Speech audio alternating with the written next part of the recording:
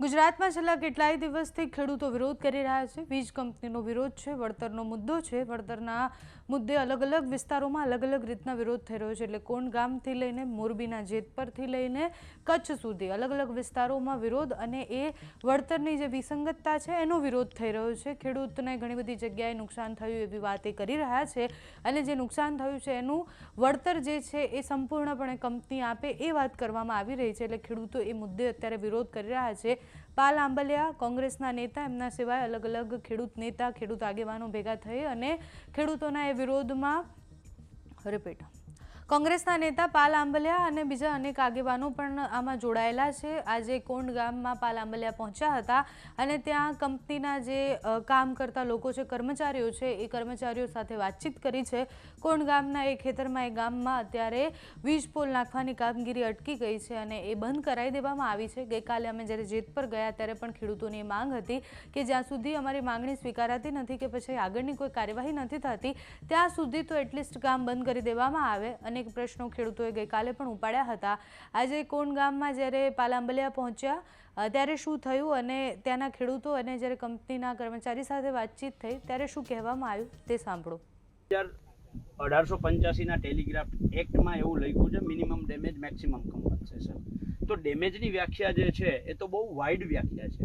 એ મુજબ ખેડૂતને જે જમીનનું નુકસાન થાય છે, આ જમીન બિનખેતી નહીં થાય, આ જમીનના 67 મીટરના કોરિડોર જે સરકારે નક્કી કર્યો છે એમાં બાગાયતી પાક નહીં કરી શકે, ત્યાં ડેલો નહીં કરી શકે, મકાન નહીં કરી શકે, બરાબર છે। ભવિષ્યમાં આ જ તાર તૂટે અને ખેડૂતને ભવિષ્યનું જે નુકસાન છે, નુકસાનની વ્યાખ્યામાં બધું જ આવી જાય છે, સમજો, બરાબર છે। આ લોકો માત્ર નુકસાની પાક નુકસાની થવું છે, બરાબર છે। બીજું, રાજ્ય સરકારે 2017માં કાયદાથી ઉપરવટ જઈને પરિપત્ર કર્યો। ચલો આપણે એ પરિપત્રને માન્ય રાખીએ। પરિપત્રમાં જ્યાં 765 કેવીની લાઈન છે ત્યાં 67 મીટરના કોરિડોરની સત્તા આ લોકોને આપી છે, બરાબર છે। એટલે આ માની લો કે થાંભલો છે તો એના મિડલમાંથી 33.5 આ બાજુ, 33.5 આ બાજુ, એટલે 67 મીટરનો કોરિડોર છે। આ કોરિડોરમાં કલેક્ટરનો હુકમ છે, આટલા પૂરતો જ। આની અંદર એને ઘૂસવું હોય અને એના માટે મારા આ ખેતરના ઉપયોગ કરવાનો હોય, અહીંયા એના વાહન પહોંચાડવા માટે, તો આ જે વપરાશી હક છે એ વપરાશી હક ખેડૂત પાસેથી એને વેચાતો લેવો પડે। ખેડૂતે એને 5000માં આપવો, 50000માં આપવો કે 5 લાખમાં આપવો, બરાબર છે, એ ખેડૂતનો અબાધિત અધિકાર છે, બરાબર છે। નંબર 2, या तो फिर ये इतना जो हिस्सा જે ભાગ તમારો ઉપયોગમાં લેવાનો છે એના સિવાયના ભાગના ખેડૂતોને વળતર ના આપવું હોય, નો પ્રોબ્લેમ, હેલિકોપ્ટર લઈને ઉતરો ત્યાં। હા, બરાબર વાત છે, બરાબર છે। તમે બેસી જાવ તો હવા આવે વડે, આલપાથી થોડીક હવા આવવા દો, નીચે બેસી જાવ, નીચે બેસી કોરિડોર બહાર ના કામમાં એમને નંબર 1 થોડું કામ ફાંડું કામ જરાક રાખો ને તો હવા આવે। आपसे पर्सनली कुछ नहीं, हम तो कर्मचारी हो, आप हमारे भाई हो, मैं समझता हूँ। हम जो कह रहे हैं आपको बेसिकली आपके माध्यम से बात कंपनी को पहुंचा रहे हैं।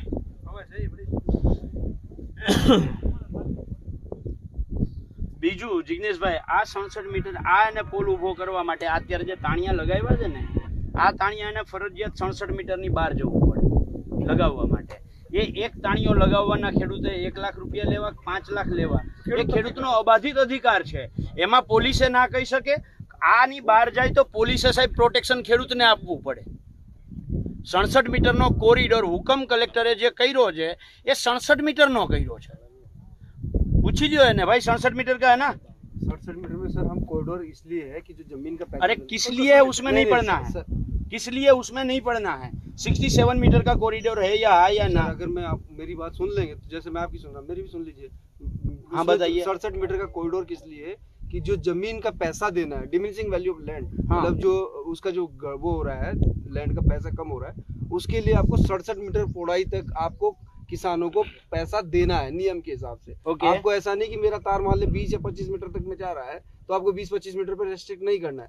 आपको पूरी पौड़ाई 67 मीटर लेनी है और उसमें उसके खेत में आ रहा है या नहीं आ रहा है, पर 67 मीटर के कॉरिडोर में जो भी खेड़ू आ रहा है आपको उसको जमीन का पैसा देना है। हाँ हाँ, मैं उसमें सहमत हूँ, ठीक है, लेकिन उसके लिए 67 मीटर का कॉरिडोर है। हाँ, उसके अलावा मैं जिसके खेत में से भी रास्ता लेके काम करने जा रहा हूँ, नहीं वो रास्ता लेके, समझ रहे हैं ना, रास्ता लेके जहाँ भी जा रहा हूँ तो उसमें मुझे उसका जो भी फसल है उसका जो मैं डैमेज कर नहीं, रहा हूँ उसको मुझे नुकसान देना वो है। डिसाइड आप नहीं करेंगे, वो डिसाइड प्रांत नहीं करेगा, वो डिसाइड किसान करेगा कि उनको कितना नुकसान हो रहा है और कर लेते हैं। उनको वपराशी हक आपको देना है या नहीं देना है।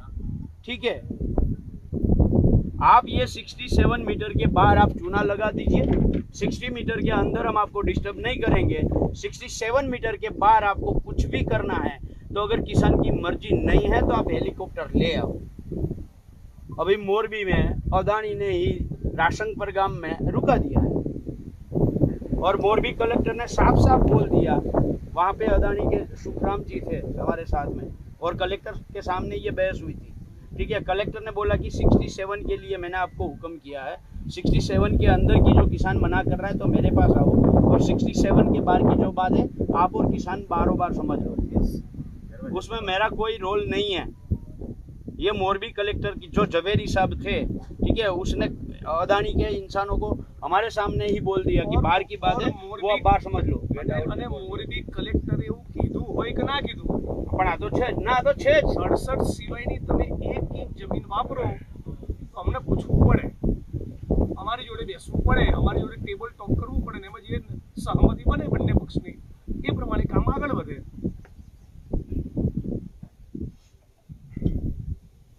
તો आपको तो ये बात ऊपर पहुंचा नहीं आपकी कंपनी में। એના ઉપર પછી આવી એક મુદ્દા ઉપર લઈએ ને। अच्छा एक सेकंड बीजू आने जाने के रास्ते के लिए बोला होगा, ये सही है। क्या नहीं, आने जाने के रास्ते लिखे और कुछ नहीं लिखा हुआ। 67 के मीटर बाहर काम करो ऐसा थोड़ा लिखा है। दिखाओ, लिखा हो हो ही नहीं सकता।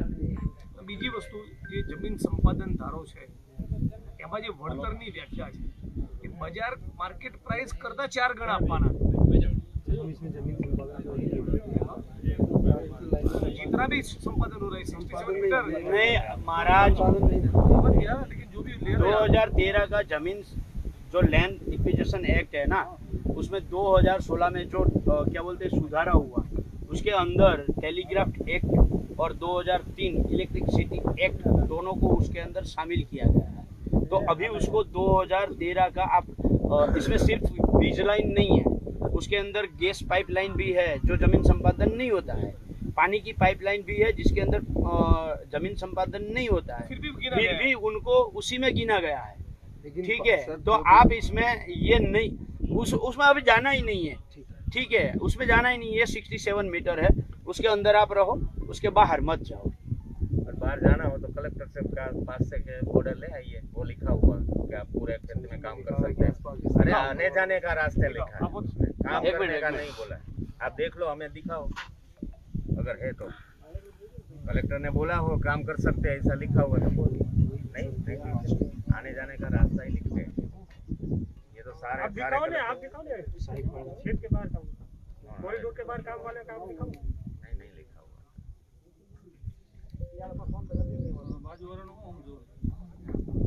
बहुत ना इंसाफी है हाँ पहुंचो आप, बहुत ना इंसाफी। નિયમ બહાર કરે છે તમે અમે માગી છે, અમને કોઈ આપતું નથી।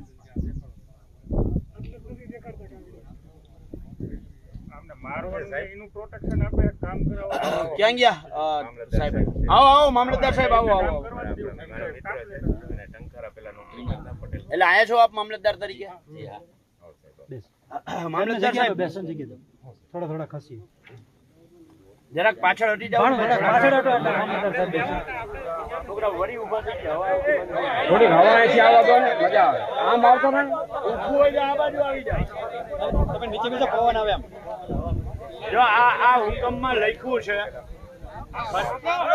સાંભળો, ખરેખર વાસ્તવિકમાં એ છે કે કલેક્ટરને પાવર નથી કે આવું લખી શકે, પણ તેમ છતાં આ તો ઓલા ભ્રષ્ટાચારી કલેક્ટરનો હુકમ છે ને, રાજેશ પટેલ એટલે એને લખ્યું છે વધર સદર વીજ લાઇનની કામગીરી માટે પાવર ગ્રીડ વટામણ ટ્રાન્સમિશન લિમિટેડને જરૂર જણાય તેવા આજુબાજુના સર્વે નંબરની જમીન પરથી પસાર થવા દેવાના રહેશે।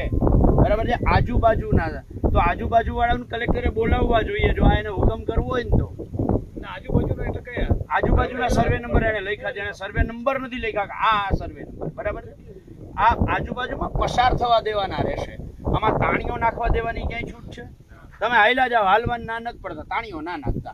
સાહેબ પોલીસ અધિકારી સાહેબ, ઓ મામલતદાર શ્રી, આ 2 લાઈન વાંચી લ્યો. આમાં આજ લખ્યું કે મેં ખોટું વાંચ્યું છે? હા, એટલે એમાં સ્પષ્ટ લખ્યું છે પસાર થવા દેવા, ભાઈ હાલ્યા હાલવા જવા દેવા ના ના પાડતા, તાણીઓ ના નાખતા. નાખવું હોય ને સાહેબ તો હું ખેડૂતની પરમિશન લઈએ. બાકી આ એ હુકમ ખોટો છે, પણ તેમ છતાંય આપણે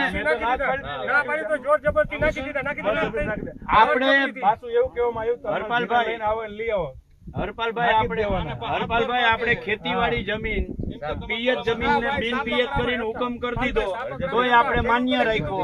આજુબાજુમાં જવા દેવાની વાત નહીં, માન્ય અત્યારે રાખીએ. ऐसा काम मत कीजिए जो किसान आपके सामने आ जाए. अच्छा एक बात बताइए, आप मुझे मिले थे, मैंने कोई बात ऐसी कही थी वहाँ पे? नहीं कही थी ना? मैंने उनसे भी पूछा ही था, उन्होंने बोला कि 3 दिन मेरे कमरे में काम मत करना. मैंने उनके खेत में जाके काम नहीं किया, इस खेत में काम किया. रस्सी गई तो भी मैंने इनके जो खेती वाले थे उनसे भी पूछा, इनके थ्रू बात भी की. इन्होंने बोला मैं कल शाम शांति से बिठाओ. आपको मान लो कि एक दिन मना किया तो फिर आप पुलिस को लेके आ जाते हो. ऐसा मत कीजिए. નોટિસ મારી